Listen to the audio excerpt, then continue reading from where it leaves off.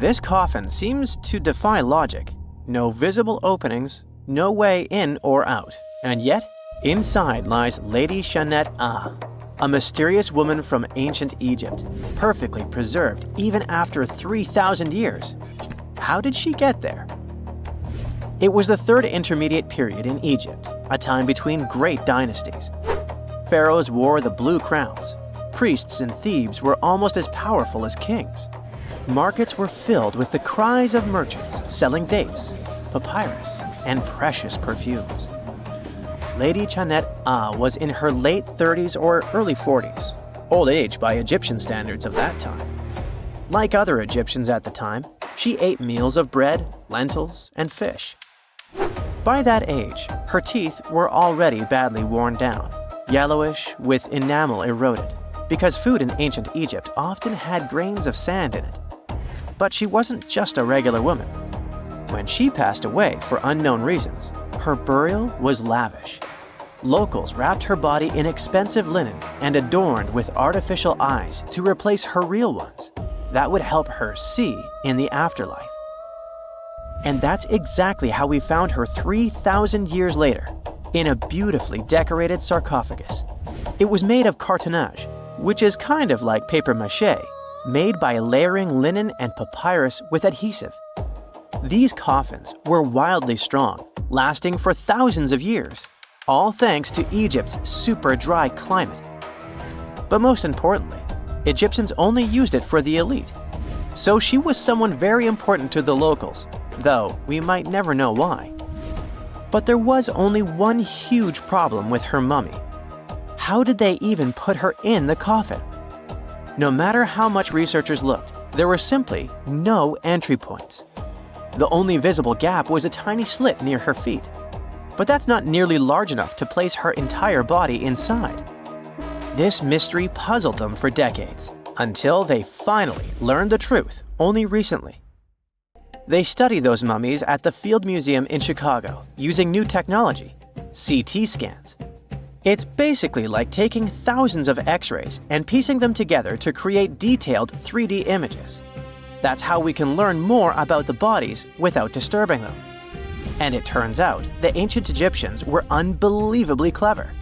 They didn't construct the cartonnage around Tjanet-A's body, which would be a common and easy thing to do. Instead, embalmers created the coffin first. Then, they softened this coffin with moisture to make it flexible. After that, they carefully molded it around her wrapped body. They did cut a slit along the back of the coffin to do that, but then they laced it up like a corset, so it seemed like there were no openings. Finally, they secured a wooden panel at her feet to keep everything in place. That's where the tiny slit came from. Usually, the insides were removed and put in jars, symbolically guarded by the 4 sons of Horus. Egyptians believed that the deceased would need all that stuff once they got into the afterlife. They also thought it would help preserve the body for ages, which, as we can see, worked amazingly well. Thanks to their beliefs, we now have mummies as time capsules. Each son of Horus was supposed to protect each of the specific body parts. The human-headed Imseti for the liver, the baboon-headed Hapi for the lungs, the jackal-headed Dalmatef for the stomach, and the falcon-headed Kebis Senuv for the intestines. It's crazy how much effort the embalmers put into their job, especially in Lady Tjanet-A. They wanted to make sure her body remains untouched and the sarcophagus would be perfect for her. You can't help but wonder, who was she if she mattered so much? The ancient Egyptians literally viewed the afterlife as modern retirement planning. You're not just passing away, you gotta prepare yourself for it. Prepare the body, eyes to see, and so on. And the richer or more important you were, the better your afterlife would be. But Tjanet-A wasn't the only fascinating mummy they studied. They also decided to scan Harwa, an Egyptian man who lived around the same time. Judging by the mummy, he also had a high social status. His mummy revealed no signs of hard labor, and his teeth were well kept, which means he enjoyed some high-quality food without tons of sand in it. Some fellas got lucky both in life and after it. but there were many mysterious mummies throughout history. One of them is Chin Tzu, also known as Lady Di. The story of her began in 1968. Some workers near Changsha, China were digging an air raid shelter for a hospital. But suddenly, they accidentally uncovered an ancient burial site. They came down there and stumbled upon something incredible. 3 tombs belonging to a noblewoman, her husband, and a young man believed to be their son. She was a noblewoman from ancient China, and she had a fascinating backstory. She lived over 2,000 years ago during the Western Han Dynasty. She was married to Li Kang, a guy who served as chancellor to the Changsha Kingdom, a high-ranking official. At first, it looks like Lady Di lived a life of luxury and privilege. She had private musicians to play at her parties and for her personal enjoyment. She probably played the guqin, an instrument that back in the day people associated with intellect and elegance. And she certainly ate like an empress. Fine meats, delicacies, and all things like that. Even her wardrobe was full of some exquisite silk, not even mentioning the tons of cosmetics. But all this wealth came at a cost. The more she aged, the worse her health became. She got a full pack: a heart condition, diabetes, high pressure, and liver issues. It also looks like her back was driving her crazy, probably making it hard for her to even move. Finally, as a cherry on top, she developed gallstones. All this packed together eventually led to a heart attack that took her life around the age of 50. There was one haunting detail. Scientists found over 130 melon seeds in her stomach and intestines. Most likely, she ate watermelon just hours before she passed away, which means it was probably during summer when the fruit was ripe. She enjoyed a sweet, simple treat before her life was cut short. The excavation began in 1972, and this wasn't easy at all. Over 1,500 local students had to help. And Lady Di was the most mysterious one. She was buried in 4 rectangular pine boxes, one inside the other like a Matryoshka doll, all wrapped in 20 layers of silk, and all that sealed with lots of charcoal and white clay. The coffins were painted beautifully as well, adorned with protective deities, mythical animals, and clouds which symbolized the heavens. There were drawings of divine creatures and Mount Kunlun. The myth said that on this mountain, people reach eternal happiness. All this told us a lot about the Han Dynasty, their beliefs about afterlife, art, daily lives, and their remarkable craftsmanship. And then researchers finally got to the body. It was astonishing. Soft skin, joints that could still bend, and in general, she was almost intact. She even kept her hair, eyelashes, fingerprints, and even traces of blood. It's like she literally passed away only a few weeks ago. Ancient people used a very clever technique to preserve her. It looks like embalmers put her into some weird, mysterious acidic liquid. This liquid prevented bacteria from growing. Unfortunately, it also gave rashes to all the scientists that touched Lady Di. And this rash lasted for 3 months. And you know what they buried together with her? Over 1,400 artifacts, mostly personal stuff like silk clothes, cosmetics, and musical instruments. Even food, grains, meats, wine, and pastries. There were also 162 carved wooden figurines of various servants and musicians. It's possible that they were either just there to service her even in the afterlife, or maybe based on her actual servants. Not many civilizations are as mysterious as ancient Egypt. A powerful empire that lasted over 3,000 years. It gave us pyramids that still stand and myths that still inspire. It's one of the most explored places on Earth, yet somehow, we still find exciting stuff. In Abidos, archaeologists just uncovered a 3,600-year-old royal tomb. It's huge! It has golden hieroglyphs of deities covering the entrance. But the pharaoh's name? It's not there. It's missing. Who was this ruler? And what new chapter could this open in Egypt's story? If there's one place in Egypt where the line between life and demise feels thinner, it's Abidos. To the ancient Egyptians, this was sacred ground. They believed it was the burial place of Osiris, the god who literally passed away, had his remains separated, and came back to life to rule the underworld. Because of that, Abidos became Egypt's spiritual gathering place. Pharaohs built amazing temples here, like the Temple of Seti, famous for its King's List, a wall that has the names of 76 pharaohs carved in it. Pilgrims came from across Egypt, leaving offerings and participating in Osiris festivals, where his demise and rebirth were ritually reenacted. It wasn't just symbolic worship, it was Egypt's version of Comic-Con. But instead of cosplaying superheroes, people reenacted gods coming back to life. Obviously, pharaohs competed to be buried as close to Osiris as possible. Abydos became part cemetery, part holy city, part afterlife insurance policy. Fast forward thousands of years, and we still uncover remarkable stuff around Abydos.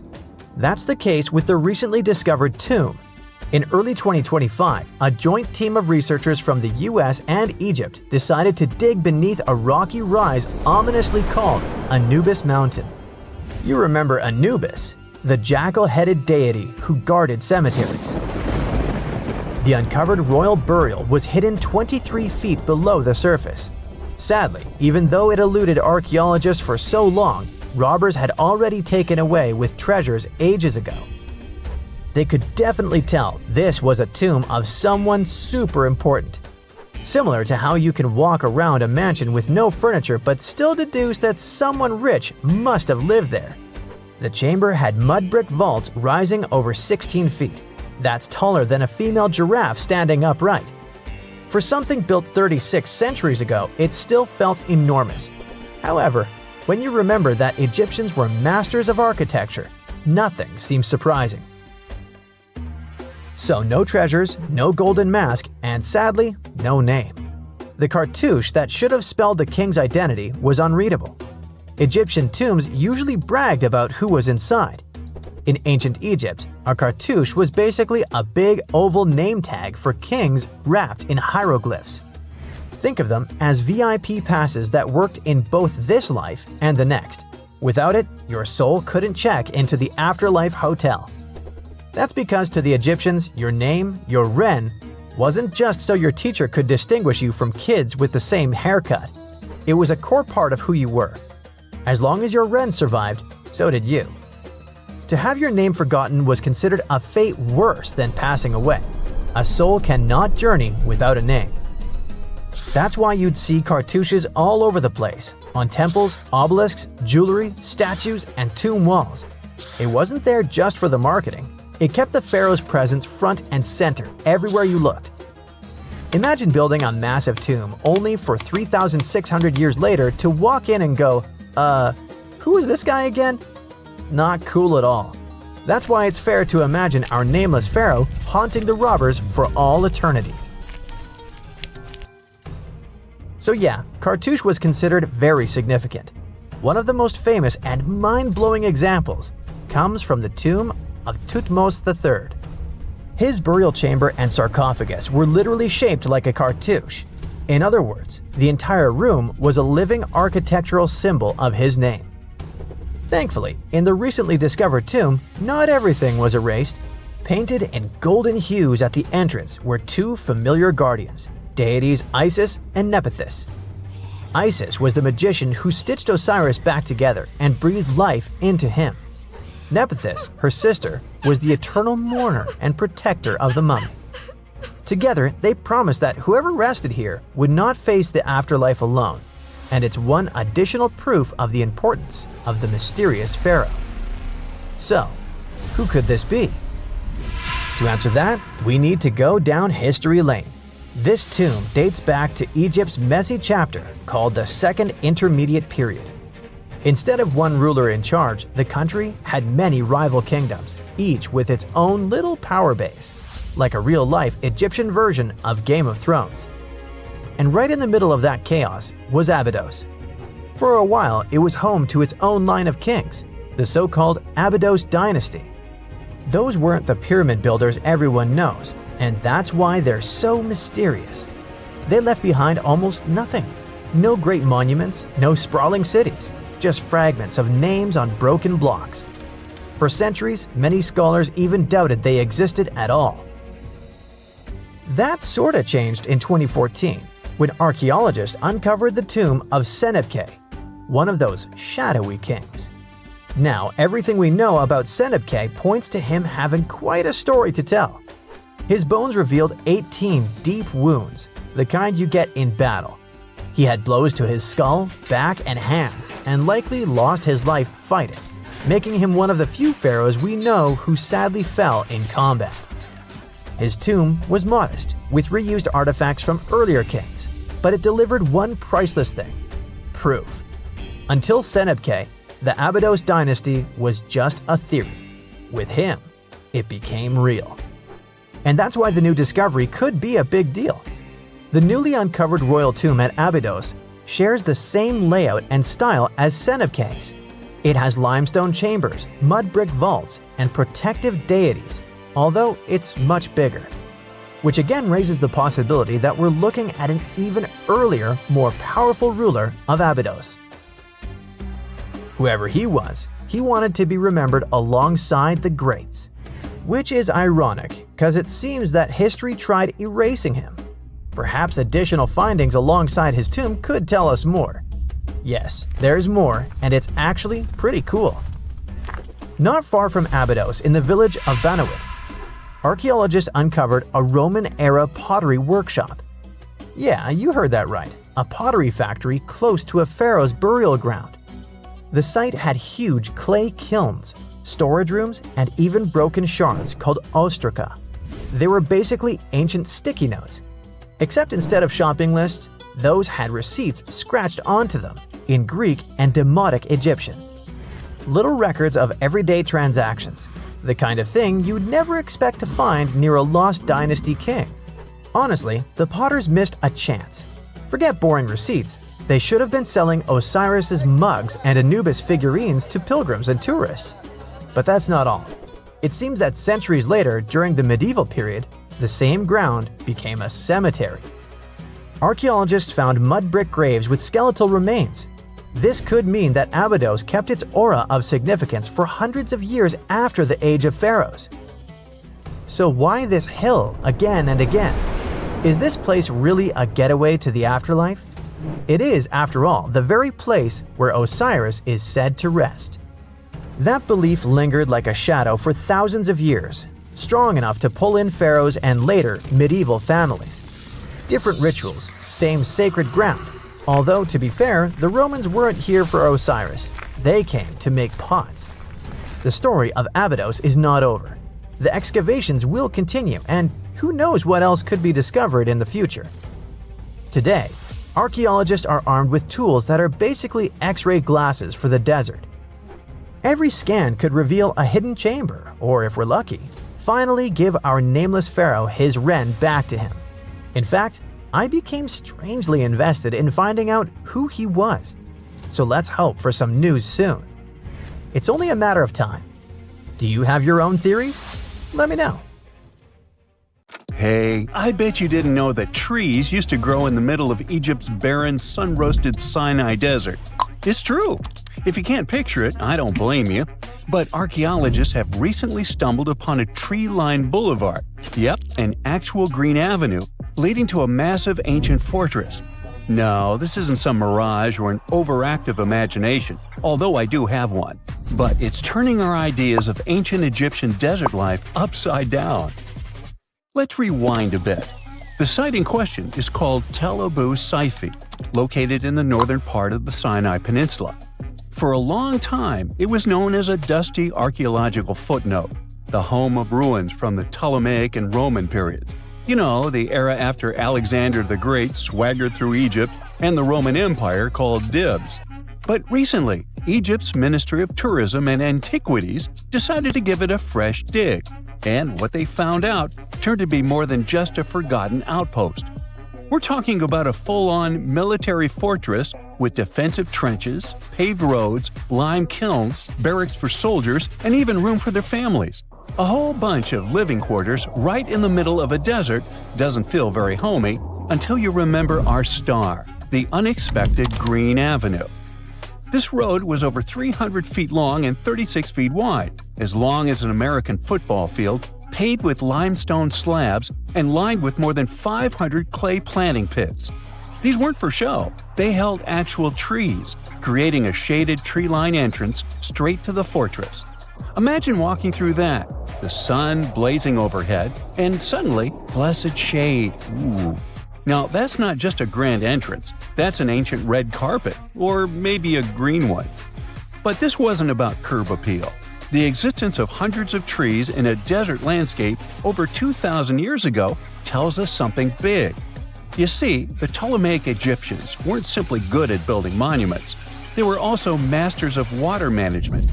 In a place where rainfall is rarer than a selfie with a pharaoh, they somehow found a way to grow rows of trees. Now, let that sink in. To irrigate that many trees in a desert, they must have had a sophisticated irrigation or water transport system, something capable of moving and distributing water efficiently in this harsh climate. Maybe they channeled groundwater, or maybe they captured seasonal rain, or maybe ancient sprinkler systems. Okay, maybe not that fancy. But still, it's clear they were ahead of their time. Here's the thing, we already know the Egyptians mastered water control. They harnessed the Nile with ditches and canals to feed distant fields. So irrigation wasn't exactly a mystery to them. They had the skills and the knowledge. And sure, scientists still debate what the Sinai climate was like 2,000 years ago, but many believe it may have once been greener. After all, take one look at those dramatic mountains and rocky landscapes, shaped and sculpted as if by brute force of ancient rivers. And it's hard not to think that water once played a bigger role out there. Plus, archaeologists have found tons of evidence showing that Ptolemaic Egyptians cultivated fruits, vines, and trees on a large scale. In other words, growing a forest in a desert might feel wild to us, but to them, it was just another Tuesday. And now, this green avenue is making archaeologists wonder, what if similar irrigation systems were used elsewhere, say for transporting the enormous stones used to build the pyramids? There's already a theory that ancient rivers or human-made canals helped move those stones. And the Tel Abu Saifi discovery? Well, it might just be the missing puzzle piece. This isn't just a dream. Back then, rivers were like highways, power grids, and cargo trains of the ancient world, all rolled into one. Egyptians used them for everything, irrigating crops, trading goods, powering industry, and even mobilizing for war. If you were doing something important, odds are it involved a river. But wait, it gets even better. Excavations revealed deep defensive trenches, like ancient moats, dug more than 6 feet deep around the fortress. Those weren't just muddy ditches. They were part of an elaborate defense system designed to be filled or bridged to control access. Think of it as ancient Egypt's version of a retractable security gate, minus the hydraulics. And while the trenches were keeping intruders out, life inside the fortress was bustling. Remember how we said archaeologists had found military housing units? It turns out soldiers might have lived there with their families. So this wasn't just a barracks, it was a thriving community, with meals, routines, kids playing, and probably a whole lot of ancient gossip flying around the dinner table. In addition to all the military stuff, researchers found 4 massive lime kilns used to produce quicklime, an essential ingredient for making construction mortar. These kilns are a big deal because they suggest that during the later Roman period, Tel Abu Saifi turned into an industrial hub. It was like the Home Depot of ancient Egypt, churning out materials to build and repair buildings. But here's where the plot thickens. Underneath all of this, beneath the roads, the trenches, the kilns, archaeologists found the corners of an even older structure, a mystery building. Could it be the remains of a third, much older fortress? Or an ancient cemetery or lost city? Nobody knows yet, but one thing's clear, this story isn't over. Honestly, this might be the coolest archaeological cliffhanger of the decade. So, what does this all mean? Well, for starters, it challenges everything we assumed about desert life in ancient Egypt. For the longest time, deserts were thought of as natural barriers, dry, deadly, and empty. But this find suggests that the desert might have once been green and full of life, not because the climate was dramatically different, but because the Egyptians were incredibly good at bending the environment to their will. They didn't just survive in the desert, they transformed it. It also adds fuel to the fire in the age-old debate about ancient Egyptian tech. If they could build a fortress with tree-lined roads, moats, irrigation, and industry in the middle of the Sinai, is it really such a stretch to imagine they could engineer water channels to move pyramid stones? Forget the Ancient Aliens TV show. Sure, it's entertaining, I'll give you that, but it makes us forget something crucial. Those people were brilliant. A lot of what we call modern technology is recycled ancient ingenuity. And who knows how much knowledge we've lost over time. Meanwhile, the dig continues. Scientists are now mapping the entire Tel Abydos site, trying to piece together how all the structures connect. Some want to analyze soil samples to find traces of old tree roots and maybe even figure out what kinds of trees once grew there. Imagine if they were date palms. We might be looking at the world's oldest snack lane. You already know that the implications of the discoveries don't stop with history books, right? This kind of discovery has modern relevance too. Our world is going through a lot of change, with crazy weather and huge heat waves. So maybe we should be asking, what can we learn from ancient civilizations that once made the desert bloom? If nothing else, Tel Abydos Sci-Fi reminds us that the ancient Egyptians were more than just pharaohs, pyramids, and mummies. They were visionary planners, eco-architects, and straight-up problem solvers. They didn't wait for nature to hand them what they needed. They engineered it. And thanks to discoveries like this, we're getting a clearer picture of just how advanced and, frankly, how cool ancient Egyptian civilization really was. So next time someone tells you deserts are just empty wastelands, you can hit them with this fun fact. Over 2,000 years ago, in the heart of the Sinai Desert, there was a fortress with a tree-lined avenue, moats, military housing, an industrial center, and even a secret underground structure. Take that, sand dunes! Who knows what else is still buried out there, waiting to rewrite history? Secant, cosine, tangent, sine, 3.14159. Yeah, that was the cheer we heard coming from the trigonometry club back in the day. For the rest of us in math class, terms such as sine, tangent, and pi were just bewildering. Who invented these and why? Was their only purpose to make it harder for students? Well, not quite. Trigonometry was invented by the ancient Egyptians. They needed this knowledge to construct pyramids, and they did a pretty good job too. The Great Pyramid in Giza still stands today, some 4,500 years after it was built. No recalls either. So let's get out of that classroom and on a journey through time to reveal the secrets behind the ancient Egyptians' precision. Here you are, standing on the Great Pyramid's construction site, some 9 miles from Cairo. Well, the city still isn't there, as you're surrounded only by the desert and teams of construction workers. They're transporting large stone blocks weighing 2.5 tons each. They're inside a wooden sled that sits on large rollers. A crew of 8 men rolls these blocks along the ground. You immediately think of the rollers on a supermarket cash register. The principle is exactly the same, but the scale is greater, much greater.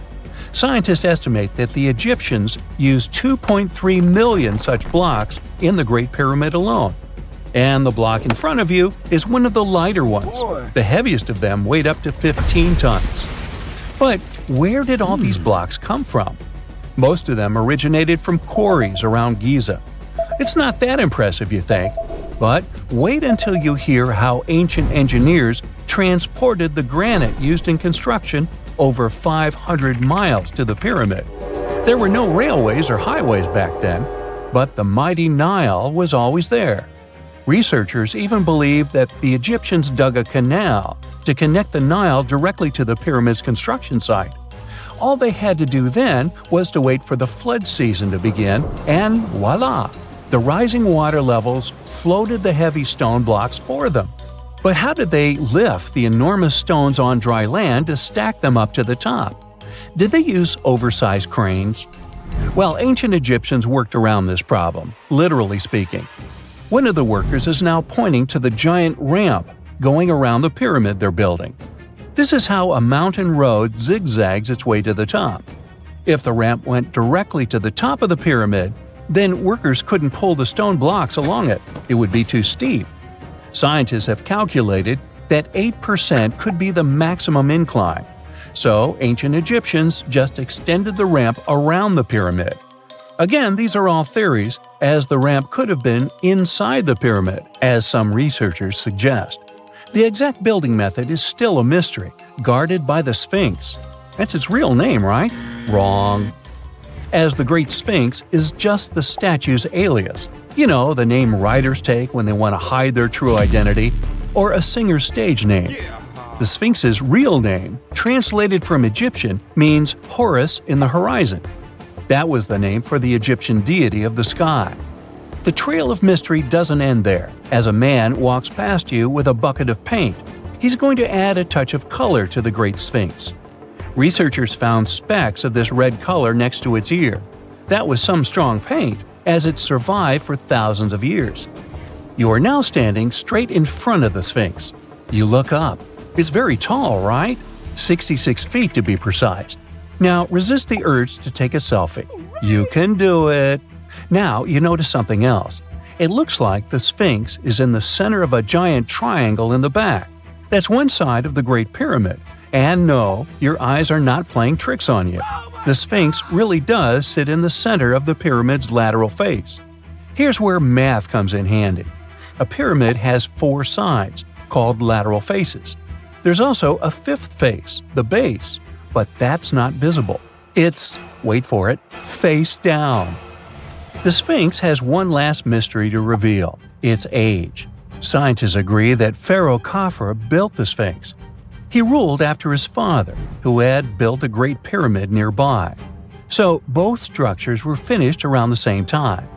Let's talk about numbers again. You've heard of Cleopatra, the Egyptian princess described as a woman of great beauty. Hello? She saw the pyramids, but she lived closer to the time of the first iPhone than the time of the people who built the pyramids. Fascinating, right? You can see thousands of people around you. They're working hard to build the pharaoh's tomb. But how many of them are there exactly? One Greek philosopher estimated there were as many as 100,000 workers. Seems like an okay number for such an enormous structure, but it can't be true. Science simply can't back up this number. Egyptologists put the total number of workers at 30,000. And yes, Indiana Jones was one of them, at least on the big screen, but he showed up late. Egyptologists know a lot about the pyramids, but not everything. Not because they don't want to, but because they haven't yet dug up enough evidence. They can only guess how the building process went. First, engineers would arrive to choose the right spot and do the necessary measurements. That's why they needed all that complicated math. Then, it's time for sourcing the material, the large stone blocks I mentioned earlier. When boats deliver them to the site of the future pyramid, workers can finally do their thing. They operated in smaller groups, but there were at least 2,000 of them chiseling and carving away at any given time. Sounds like a typical construction site today? Well, that's because it is, just thousands of years ago. It's amazing what ancient Egyptians were able to achieve with just copper and stone tools. The pyramid is now complete in front of you. But is it the same pyramid we see today? Why is this structure shining bright in the desert sun? Isn't it supposed to be a dusty yellow color? Well, no. Human activity and the elements have completely stripped the outer layer of stones over time. Expert craftspeople polished these blocks using nothing but stone and sand. The end result was a smooth and shiny rock. On the day it was completed, the Great Pyramid of Giza was a perfect triangle of light. Its polished sides acted like giant mirrors, reflecting the powerful Egyptian sun. This is the point where you should put your glasses on, and that shiny thing you see at the pyramid's very top is actually gold. The capstone at the top of the pyramid is called a pyramidion. It was covered in sheets of gold. As you can guess, these were the first stones to disappear. Let's make another stop before we get you back to your classroom. We travel to the British Isles, and no, Stonehenge isn't our destination. It is Newgrange in County Meath. Scientists estimate that the ancient peoples of Ireland built this stone monument around the year 3200 BCE. This makes it older than both Stonehenge and the Great Pyramid in Giza. The function of the circular mound in Newgrange is the same as the one of the Great Pyramid and equally mysterious. The estimated amount of loose stone present in the valley is over 220,000 tons. And it's not just randomly thrown on a pile. The order in which the stones are set makes the structure water-resistant. That would explain how Newgrange had survived for so long. Kinda makes you want to splash out the cash for that waterproof phone case, huh? Well, you're back in your school desk, but today's math lecture is the last thing on your mind. You're thinking about how great the Egyptian pyramids are, and if we have something similar today. It turns out modern engineers are just as impressed with the Great Pyramid as you are. There's a glass pyramid sitting in the main courtyard of the famous Louvre Museum in Paris. The panorama of San Francisco wouldn't be complete without the 48-story Transamerica Pyramid. But Las Vegas went the furthest. There we find the Luxor Hotel. It's so big that it's the third largest pyramid on the planet. And guess what's in front of it? Yup, a replica of the Sphinx. It's 110 feet tall, 2 stories higher than the one in Giza. Yeah, everything's bigger in Vegas. If there's a question that still baffles archaeologists to this day, it's this one. How did the ancient Egyptians build those magnificent pyramids? As far as we know today, their resources were quite limited, especially in terms of tools and building materials. We still don't have a fully satisfying answer, but hey, we've got some pretty amazing theories worth considering. The leading contender among these theories involves the clever Egyptians employing a sneaky strategy. Now picture this. They constructed a slanted and curving mound made of bricks, earth, and sand encircling the pyramid to be. As the pyramid grew taller and taller, they simply increased the height and length of this wacky structure. It's like they were playing an ancient game of Jenga. Now, how did they get those massive stone blocks up there? Well, according to the legendary ancient Greek historian Herodotus, they used sleds, rollers, and levers. It sounds like they turned construction into a supersized game of tug-of-war. And guess what? Herodotus also claimed that the Great Pyramid, you know, the one from Giza, the granddaddy of them all, took a whopping 20 years to build. There's more. Abidos also dropped a mind-boggling number on us. 100,000 men were supposedly involved in this pyramid extravaganza. Did they hire the entire Egyptian population? Well, it might not be as far-fetched as it sounds. These men were probably mostly farmers, so they probably focused on the pyramids when there wasn't much work to be done in the fields. You know, like during the flood season of the Nile River. Obviously, specialists in the archaeological community had something to add to this theory. By the late 20th century, they discovered some evidence that suggests the workforce might have been smaller and more permanent than previously thought. Instead of a massive army of 100,000 pyramid builders, they proposed that a modest crew of around 20,000 workers, accompanied by support personnel like bakers, physicians, and even spiritual leaders, could have gotten the job done. There was also this theory that claimed that the pyramids were actually built from the top downward.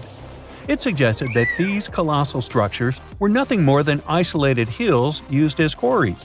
The stones were supposedly drawn from these hills, and over time, competing engineers took charge and transformed them into the iconic pyramids we know today.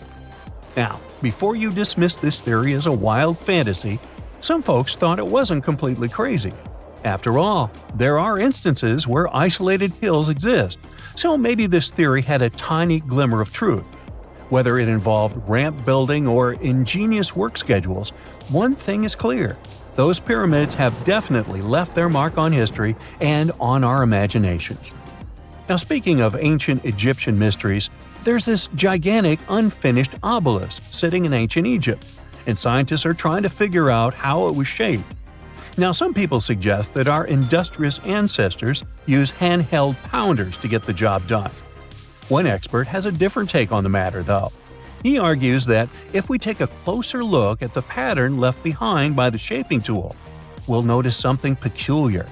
The walls of the trenches surrounding the obelisk display a neat and even pattern, which is pretty unlikely if they were pounded away by mere mortal hands. According to this expert, Those horizontal striations are usually the result of a tool that takes breaks while removing material, leaving its mark on the surface. But wait, there's more. Imagine the tool being rocked back and forth against the trench walls, clearing away the waste to keep the trench from narrowing. Well, in that case, the tool might have left some funky horizontal striations where it was pressed against the sidewall. This sounds like some fancy technology at play, don't you think? And guess what?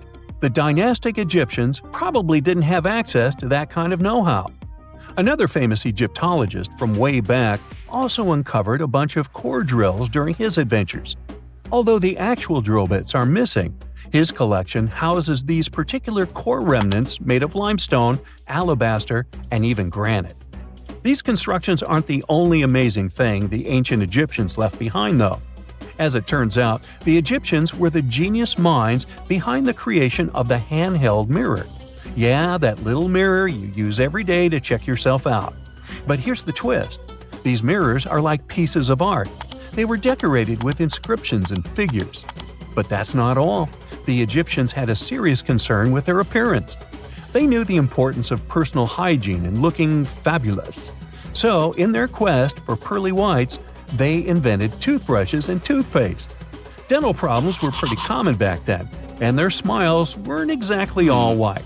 Dentistry wasn't their strongest suit, you see. Maybe their minds were distracted by all that pyramid building. So that doesn't mean those ancient toothpaste recipes weren't amazing. One delightful concoction included rock salt, mint, dried iris petals, and pepper. Some brave dentists in the 21st century tried it out, and it worked pretty well. Ground-up ash was also used in another recipe to create a tooth cleansing paste. Mint was missing, so that didn't do much for their breath. That's when the genius Egyptians came up with the world's first breath mints. They made tablets from heated spices like cinnamon, and they mixed it with honey. Now, let's shift gears to home decor, Egyptian style. They surely took ornamentation to the next level. While the concept of decorating furniture started in Mesopotamia, the Egyptians cranked it up a notch. They went all out with different colors of ink and even developed various weights of paper. Oh, and let's not forget about those cute little area rugs we all have in our homes today. Guess who came up with the idea? Yep, the Egyptians. They used the versatile papyrus plant to make those cozy rugs. And speaking of trends, the Egyptians loved their knickknacks. They had an assortment of small figurines in the shapes of cats, dogs, and people. These statues were made from various materials, like simple sun-dried mud to the ultimate bling of gold. It all depended on how loaded you were. The Egyptians were also all about farming, and they knew that clean water was crucial for their crops and animals. That's why they came up with some nifty inventions and techniques to make sure their land was fertile and their plants were happy. First off, they had the genius idea of using ox-drawn plows. They had two types of plows, heavy and light.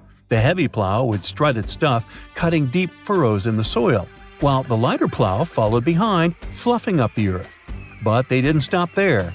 After plowing, the Egyptians would break up clumps of soil and sow the rows with seeds. To give those seeds a good old squish into the furrows, they'd march their livestock across the field, effectively closing up the furrows. But hey, all that hard work would be pointless if their seeds were as dry as the Sahara. That's where irrigation comes into play. The Egyptians were so good at it that other cultures, like the Greeks and Romans, couldn't help but copy their techniques. Now let's switch gears and talk about the marvelous architecture of ancient Egypt. These folks weren't just skilled farmers, they were also architectural maestros. They built these fancy canals to carry water to farms and villages, and boy, did they know how to make those canals look pretty. Just imagine strolling along a canal lined with ornate structures. The pharaoh Ramesses the Great was quite the overachiever when it came to construction.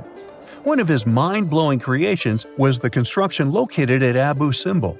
This building was designed so that twice a year, the sun would shine directly into it and illuminate the statues of Ramesses. And let's not forget about the corbelled arch. Without this architectural gem, we'd be missing out on some mind-boggling structures like the Great Pyramid. The Egyptians knew how to make things stand tall and proud, thanks to their engineering and construction wizardry. They built grand halls and inner sanctums that make your jaw drop, and some of these temples doubled as astronomical observatories. A gruesome discovery took place in Egypt some years ago. You want to hear about it? 16 human hands, carefully buried in 4 eerie pits. They didn't look too much like human hands at first, since they were abnormally large, but they were. Weirdly, there were only right hands, no left hands were in sight. It turned out that it points to the practice of an ancient dark ritual.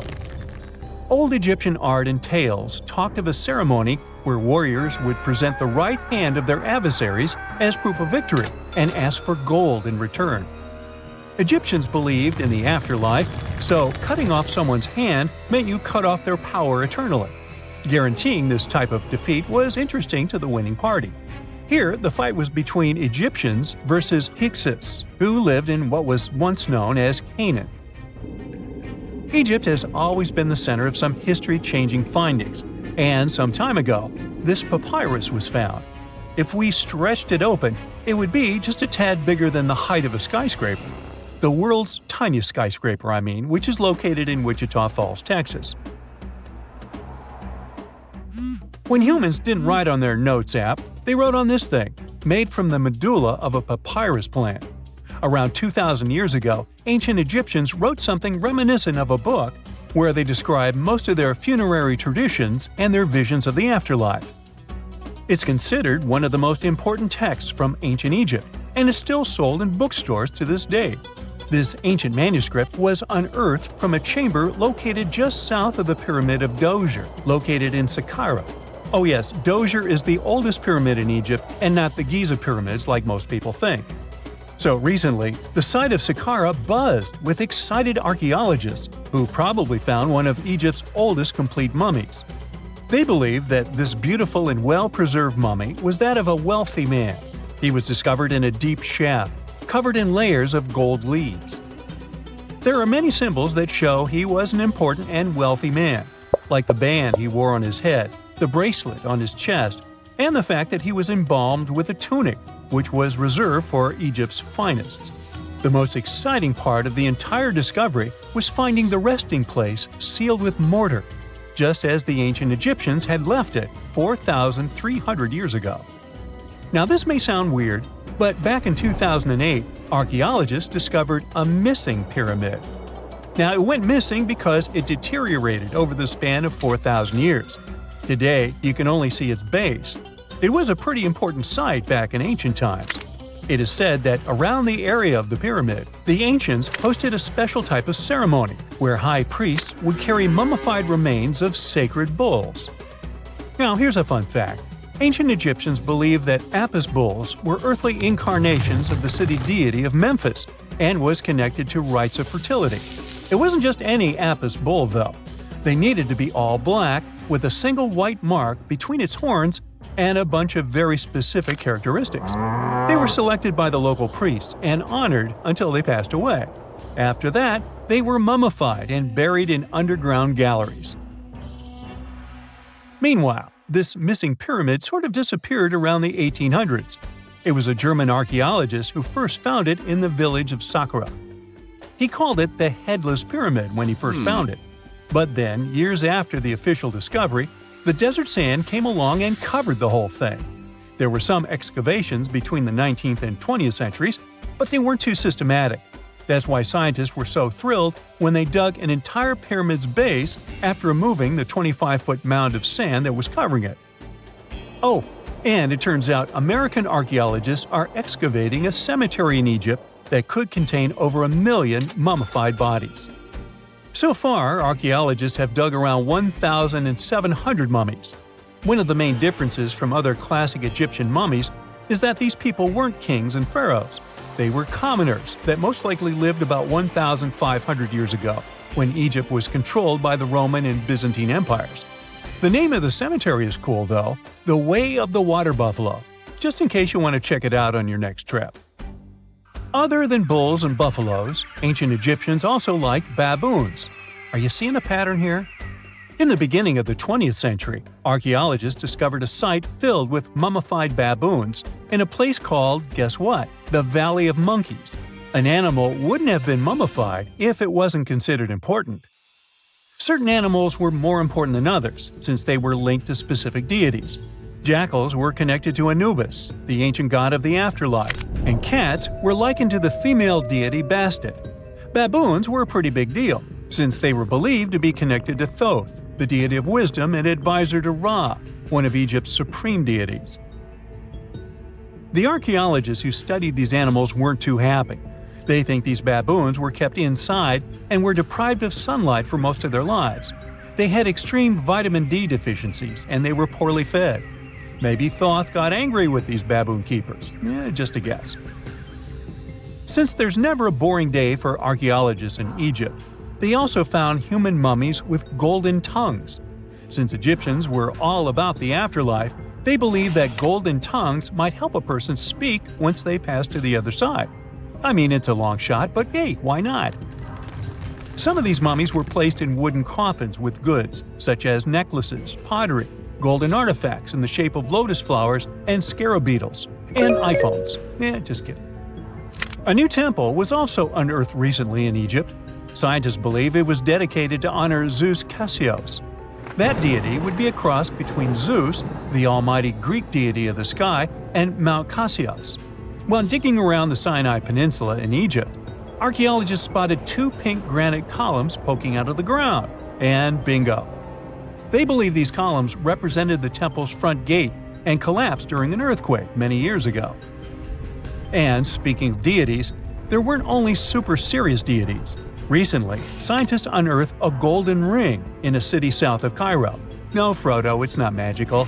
It was a normal gold ring, but it had the depiction of the deity of fun, officially named Bes. This deity is often described in sacred texts as a happy chubby dwarf. Today, many tattoos we get are sorta deprived of any sense and are made of aesthetic purposes only. In ancient Egypt, though, women would get tattoos as a token of protection for childbirth. That's what scientists think, at least. Around the Nile region, scientists found some mummies that had well-preserved tattoos, which is a rarity since the skin deteriorates so easily. 2 of these women tattooed their lower backs, and the drawings were simple. They were mostly pictures, including that same chubby dwarf we just talked about, Bes. He also had a side hustle as the protector of women during childbirth. Now, would you believe me if I told you ancient Egyptians invented robots? No? Well, that's because that's not entirely true.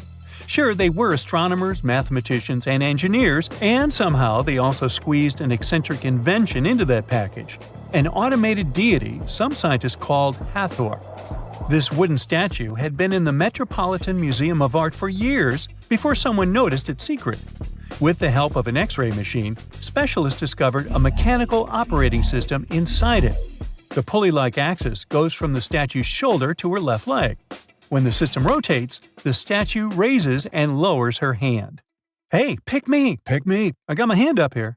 It's 1898, and you're taking part in excavations in Saqqara. This place, not far away from Cairo, is full of ancient tombs and pyramids. You're in your Indiana Jones mood and hope to find something really phenomenal to become famous. Gold, manuscripts, treasure maps, mummies of famous pharaohs. Wait, a wooden bird? You're really disappointed as it looks like a regular toy. An old one, but still. Little do you know that years later, someone would propose that your bird was actually an ancient monoplane. So the artifact, nicknamed the Saqqara bird, is made of a sycamore tree. The birdie has a wingspan of just 7 inches and weighs around 40 grams. A perfect original souvenir from Egypt, I would say. It's over 2,000 years old and looks pretty plain, without any carvings of feathers or other intricate ornaments. It has a beak and eyes, though, which makes our find look like a hawk, the emblem of the deity Horus.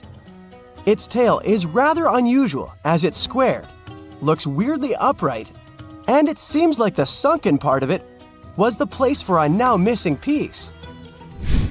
Humans love solving a good mystery, so there have been several attempts to explain the use of the birdie. First, quite simply, is that it was a ceremonial object. The second idea is that it was a toy for a child from some well-off family. it could have been some sort of boomerang, which was a popular concept in ancient Egypt. Then there was a theory that the bird had been used as a weather vane. But this one has been debunked as the figure doesn't have any holes or markings, except for the one made at the museum in Cairo to fix the exhibit on a stick. So there was no way to hang it in the past. Almost a century after the bird was found, Egyptologist Dr. Khalil Masiha proposed a new theory that it could have been a model of a monoplane. He believed the bird was missing a horizontal tailplane. Otherwise, it had its wings set at a right angle, similar to that of modern planes. It could have worked to generate the aerodynamic lift necessary for flights. Dr. Masiha also claimed that it was common at that time to place miniature models of technological inventions in tombs. So, did the ancient Egyptians really invent the plane in 200 BCE?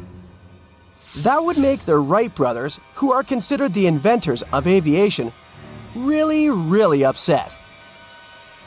They made one of their first flights only in 1903. There's just one way to know for sure, and that is to test the model. But you know, the ancient museum in Cairo would unlikely let one of their cherished exhibits fly around like a toy. That's why glider designer Martin Gregory built a similar model, this time of balsa wood, and concluded that even with the missing tailplane, the plane wasn't much of a flyer. Case solved? Not really.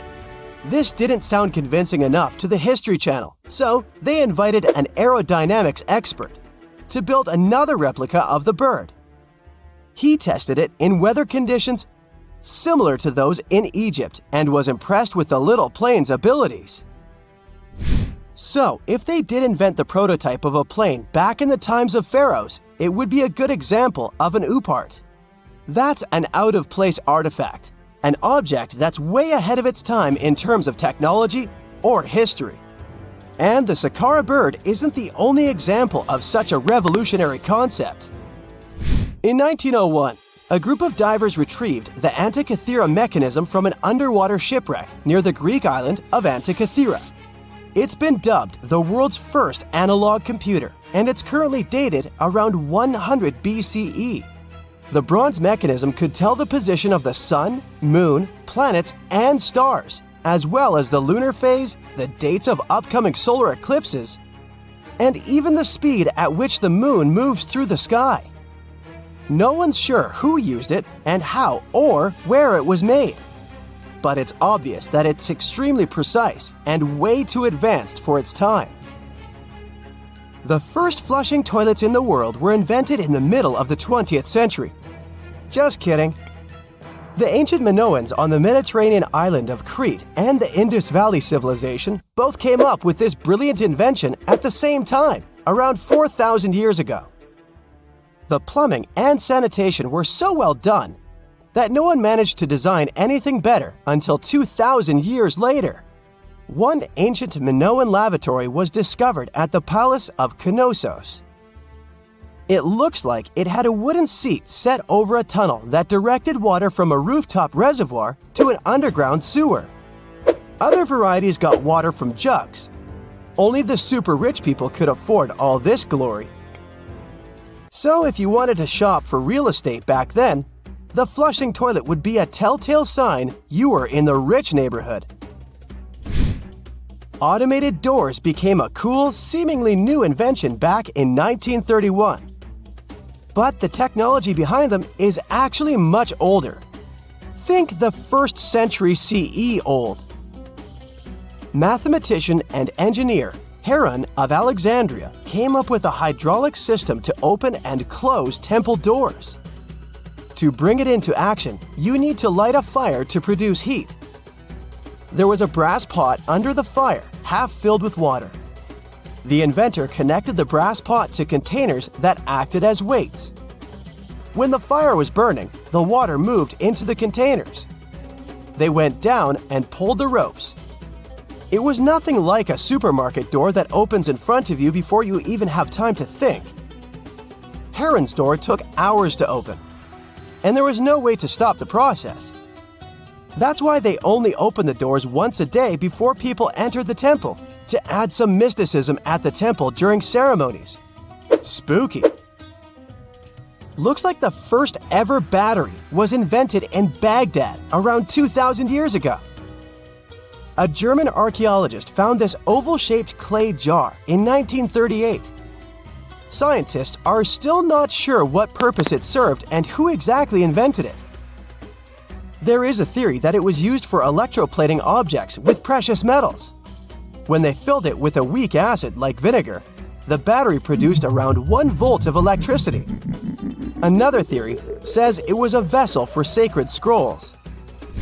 Would you like to buy contact lenses designed by Leonardo da Vinci himself? In 1508, he invented a glass lens with a funnel on one side. You were supposed to wear it with water inside to improve your vision. Sounds a bit uncomfortable, doesn't it? So, around a century later, French scientist René Descartes decided to improve the idea and make the cornea contact the future lenses. Contacts because they contact your eyes, get it? The glass tube with liquid did help improve vision, but blinking was sadly impossible. 2.5 centuries later, new technologies in the glass industry let scientists design contacts that would fit in the eye and even let the wearer blink. Thanks, guys! Still, those lenses were made of heavy blown glass and didn't let the eye breathe. About 50 years later, contacts became plastic, lightweight, unbreakable, and scratch-resistant, but still covering the entire eye. And then, in 1948, an English optical technician accidentally sanded down a plastic lens and figured out they'd still be in place even if they covered only the cornea. Imagine you're living in 19th century London and need to send a message to New York. It would have taken about 10 days to get there by ship. So when delivery time went from days to hours in 1858, it was a true sensation. The first message was sent by Queen Victoria herself. It was all made possible thanks to the transatlantic telegraph cable, running under the ocean. Sadly, the new cool invention only lasted a few weeks. It took years to bring it back to life. For over 3,000 years, no one knew this place even existed. And then, out of nowhere, archaeologists digging near Alexandria uncovered something absolutely shocking: a forgotten Egyptian city. This place is buried under Greek ruins, hiding secrets that could rewrite the history of pharaohs and their armies. And one of the artifacts, which looks like a simple wine jug, changed everything. We thought that we already placed all the important parts on the map of ancient Egypt: pyramids, Thebes, Luxor, Alexandria. But nope, the map just got an update. The new city was a big deal, and it's about 3,400 years old. It's just been discovered at the site called Com el Nugus. This place is located west of Alexandria and tucked between the Mediterranean and a saltwater lake called Lake Mariut. This discovery raised a few eyebrows. Scientists thought that this place used to be empty and that it was only settled by the Greeks in about 332 BCE. But it turns out that people lived in Com el Nugus way before that. When archaeologists were digging through Greek ruins, they started noticing something unexpected: mud brick walls. Yep, you know, the pyramid type. That's the kind Egyptians built during the New Kingdom. These mud bricks were made from mud, clay, sand, and straw. These ingredients were mixed with water and dried in the sun, not baked. Egyptians used them for thousands of years to build houses, temples, palaces, and yes, the pyramids. Of course, other civilizations did use mud brick too, but Egyptian mud brick is kinda quirky. They used straw that grew in their regions, layout styles, and mortar. That's what helped the experts realize that Egyptians used to hang out in Com el Nugus. That alone raised eyebrows, and then they found more: an entire street layout, buried structures, and even a temple built by Ramses the Great himself. His name speaks for itself. This guy was one of the most famous pharaohs in all of Egyptian history. He ruled ancient Egypt for 60 years, fought huge battles, and just loved building tons of stuff like that temple. People loved him so much that later pharaohs literally pretended to be him, or wrote his name on their buildings. That's when archaeologists realized that they weren't looking at some dusty mud bricks of a tiny village. That's an entire buried city. They immediately started digging more. Turns out the whole place wasn't random. It was built with great care. The streets had drains to stop rainwater from damaging the soft mud brick walls. There were also small tomb chapels with writings about soldiers. This suggests this place might have been the military base, and that changes a lot. In ancient Egypt, when the military showed up, there must have been a reason. So what was it? Protection? Conquest? Control of something important? In the case of this city, it was probably about wine, water, and trade on the edge of the desert. What's even crazier is that we still don't know just how big it was. The team has only uncovered part of it so far. There could be fortifications, warehouses, administrative buildings, or even more religious or royal structures waiting underground. We also don't know what this town was called in ancient times. That name is still buried, but it might be uncovered someday, maybe inside a wall, maybe on a scroll, maybe on another broken jug. One of those already turned out to be a mind-blower. A chunk of a ceramic jar, called an amphora, had a royal seal pressed into it, and that seal bore the name Meredaton. Princess Meredaton wasn't just anyone. She was the eldest daughter of Queen Nefertiti and the older sister of King Tutankhamun. Yes, that's right. Both Nefertiti and King Tut were involved here. All that was about a century before Ramses the Great built one of his temples here. Looks like the city was founded back in the days of another pharaoh, the pharaoh Akhenaten, husband of Queen Nefertiti, father of Princess Meredaton, and future king Tutankhamun. That guy, Akhenaten, was a bit of a wild card. He was the type who really gets weird about one of his interests. He tried to completely change Egypt's religion, forcing everyone to worship the sun disk called Aten instead of the usual deities. He basically told all Egypt that all their mythology was wrong, and from now on, there will be no more Osiris, no more Thoth or Set. Just raw sunlight only, people. That's known in history as the Amarna period.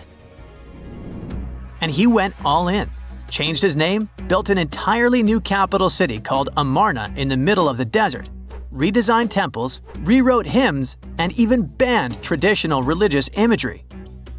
Even the art got wild at the time. People started getting elongated heads, belly rolls, and all that humanity and vulnerability carved into stone. It was deliberately weird. He wanted to show the family not as perfect gods, but as human vessels of divine light. Everyone had to awkwardly smile and play along because he was the pharaoh after all. The wackiest part is that after his rule, his son, Tutankhamun, reversed all the sun disk-related stuff. He literally changed his name from Tutankhaten, which means living image of the Aten, the sun disk, to Tutankhamun, which means living image of Amun, one of the great older deities. King Tut brought back the old deities, reopened the temples, and erased as much of Akhenaten's legacy as possible. Looks like his family didn't really like the sun cult after all. Meanwhile, this discovered wine jug shows that the city was probably active, thriving with life during Akhenaten's times. That's huge. Up until now, there was no clear evidence that his radical ideas and projects extended all the way to the north. The jug also shows that vineyards and wine production reached all the way to the north in ancient Egypt. Wine really was a huge deal, worthy of placing a military base here. Princess Meredaton most likely used this jug. Just like with her brother, she was born into the sun and named after it. Her name, also spelled Meritaten, meant beloved of the Aten. As the eldest daughter of Pharaoh and his queen, born right into the middle of radical religious changes, she was raised to perform the future queen's duties. From her earliest years, she walked in temples alongside her mother Nefertiti, shaking the sistrum in solemn rituals. She was there when Akhenaten established his capital city, Amarna. He clearly loved his family. Meredaton's face was etched into its stone walls more than anyone else. In every temple, in every sacred scene, her figure appears, revered. Things get foggy in history after her father passed away. The throne wobbled. King Tut was very young, only 9 years old when he had to take new duties. Meredaton seemed to have been a brief step between her father and her younger brother. She married someone called Smenkhkare. History isn't even sure who that mysterious man was. Could have been a puppet, a phantom king in a crumbling dynasty. May have even been her brother. Whatever the truth was, these two took power and ruled together for a while. Meredaton got the title of the Great Royal Wife, a title of immense power. But Smenkhkare was a very short-lived ruler. He passed away just in about a year. There are some speculations among historians that Meredaton was the actual ruler, the informal female pharaoh, because her brother was too young. Some theories say that she raised Tutankhamun and became a sort of queen regent, mentoring the child who would be used to restore the old order. But all this is unconfirmed. It's very hard for historians to find information about that time because the Amarna period was later condemned. The successors wanted to wipe away Akhenaten's heresy and everything attached to it. This included Meredaten. So even if she ruled, even if she mothered Tut, they tried to bury her in the sands of history. In any case, perhaps this new uncovered city will tell us more about the mysteries of the Amarna period, one of the most chaotic periods of ancient Egypt.